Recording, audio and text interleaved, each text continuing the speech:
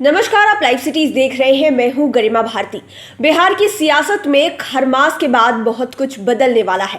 खरमास यानी कि 14 जनवरी के बाद एक तरफ जहां सत्ता पक्ष की तरफ से ये कहा जा रहा है कि खरमास के बाद मंत्रिमंडल का विस्तार किया जाएगा, क्योंकि कोई भी शुभ कार्य खरमास के बाद ही शुरू होता है, यानी कि मांगलिक कार्यों की शुरुआत होती है खरमास के बाद।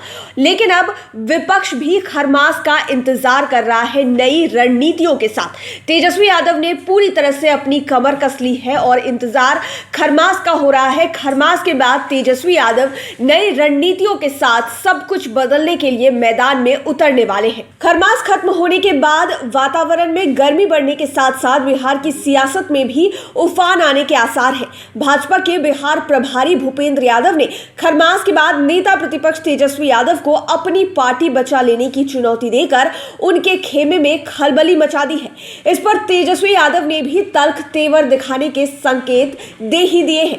नेता प्रतिपक्ष तेजस्वी यादव ने राजद पदाधिकारियों के साथ बैठक करके रोड मैप तैयार कर लिया है। उन्हें लग रहा है कि राज्य में मध्यावधि चुनाव हो सकता है, इसलिए सारे कार्यक्रम की रूपरेखा तय की जा रही है। बैठक में राजद के प्रदेश अध्यक्ष जगदानंद सिंह, अब्दुल बारी सिद्दीकी, उदय नारायण चौधरी, तनवीर हसन एवं शिवचंद्र राम समेत सभी उपाध्यक्षों ने भाग लिया। 16 जनवरी को फिर से एक बार बैठक होनी है। आपको बता दें कि तेजस्वी यादव 30 तारीख के बाद धन्यवाद यात्रा भी निकालने वाले हैं।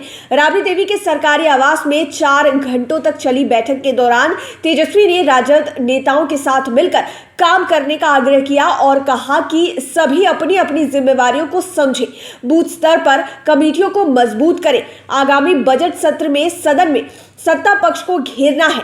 विधानसभा चुनाव में पार्टी के बेहतर प्रदर्शन के लिए तेजस्वी 30 जनवरी के बाद धन्यवाद यात्रा निकालने वाले हैं। यात्रा की तारीख और रूट चार्ट प्रदेश कमेटी तय करेगी। किसानों, बेरोजगारों के समर्थन में 30 जनवरी को मानव श्रृंखला बनाई जाएगी।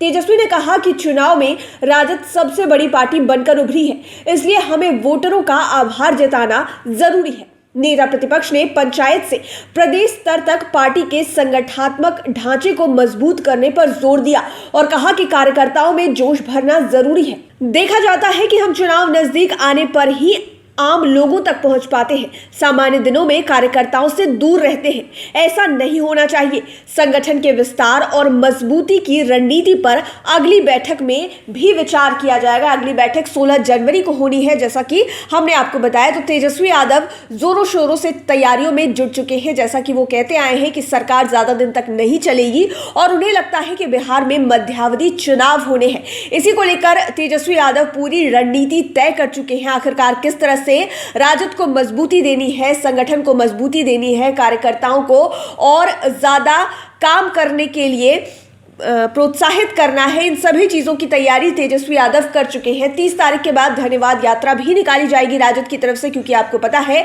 कि राजद ने चुनाव में बेहतरीन प्रदर्शन किया है, बहुत ज्यादा वोट आए और साथ ही साथ सबसे बड़ी पार्टी बनकर राजद उभरी है। तो सबके लिए धन्यवाद देना जरूरी है आम जनता को, ऐसा तेजस्वी यादव का कहना है और इसकी तैयारी हो चुकी है। तो खरमास के बाद बिहार की सियासत में आपको काफी नई चीजें देखने को मिल सकती है। एक जहां सत्ता पक्ष की तरफ से मंत्रिमंडल का विस्तार किया जाना संभव है खरमास के बाद, वहीं दूसरी ओर भूपेंद्र यादव ने तो बयान दे दिया है कि तेजस्वी यादव पार्टी संभाल ले। लेकिन तेजस्वी यादव की तरफ से रणनीति तय की जा रही है, पूरी तरह से तैयारी कर रहे हैं तेजस्वी यादव कि आखिरकार किस तरह से राजद को और मजबूती दी जाए।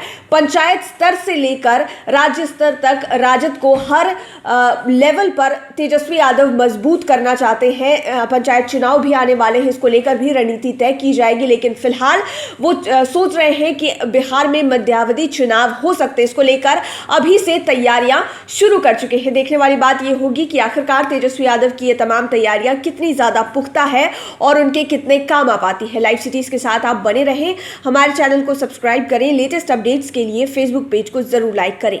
धन्यवाद।